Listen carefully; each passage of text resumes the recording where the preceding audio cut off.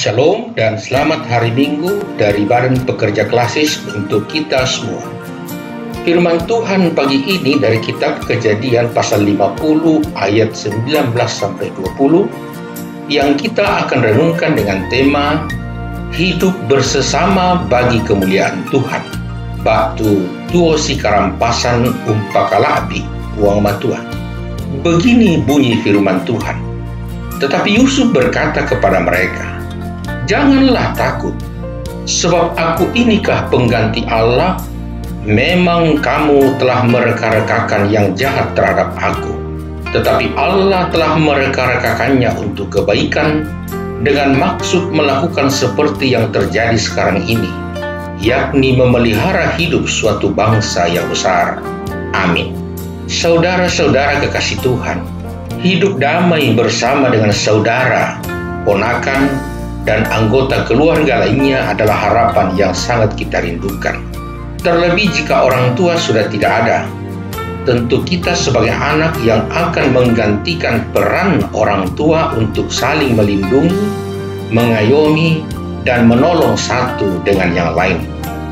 Tetapi bagaimana jika kita sebagai saudara justru saling mencurigai, tidak saling percaya, bahkan menganggap saudara sendiri sebagai ancaman? Itu persoalan besar dalam keluarga.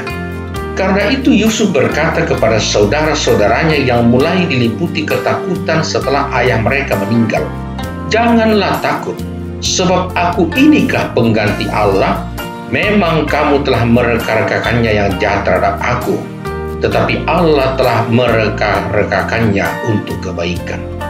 Dengan perkataannya ini Yusuf mengingatkan dan mengajari saudara-saudaranya dan juga kita bahwa sebagai sesama saudara tentu tidak pantas untuk saling menyakiti, membalas dendam, dan berbagai tindakan tidak terpuji lainnya. Soal balas-membalas dan menyatakan dosa kepada sesama saudara itu semua adalah otoritas Tuhan.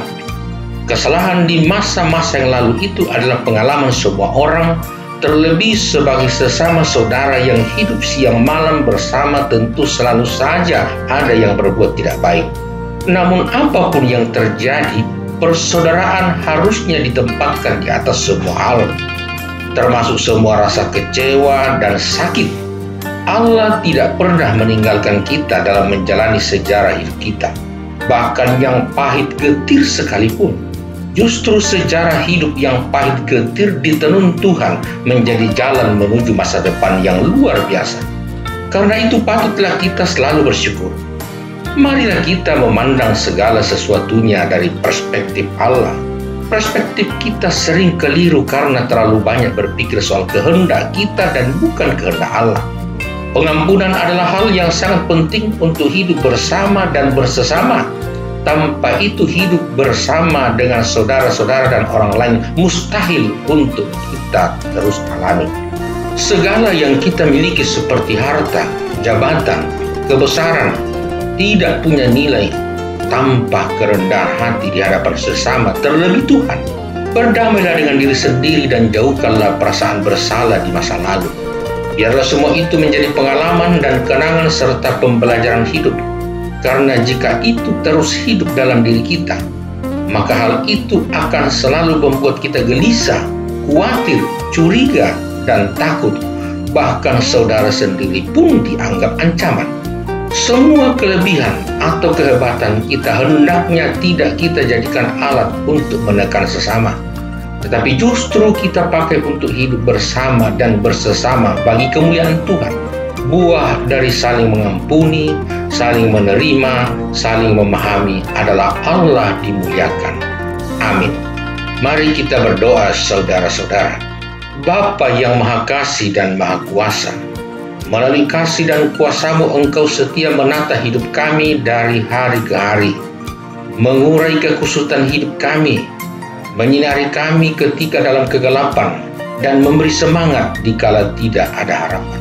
Ketika kami dalam kesusahan Engkau hadir menghibur, ketika kami lemah Engkau hadir menguatkan, ketika kami dalam bahaya Engkau hadir menolong. Tanpa kasih dan kuasa-Mu kami bukanlah apa-apa. Sungguh Engkau selalu peduli. Terpujilah Engkau ya Bapa. Kami mohon kiranya melalui kasih dan kuasa-Mu itu kami disadarkan untuk juga selalu menghibur, menguatkan dan menolong sesama kami, sehingga kami tetap mampu menjadi sesama bagi sesama kami. Dalam nama Yesus Kristus kami berdoa kepadamu ya Bapa.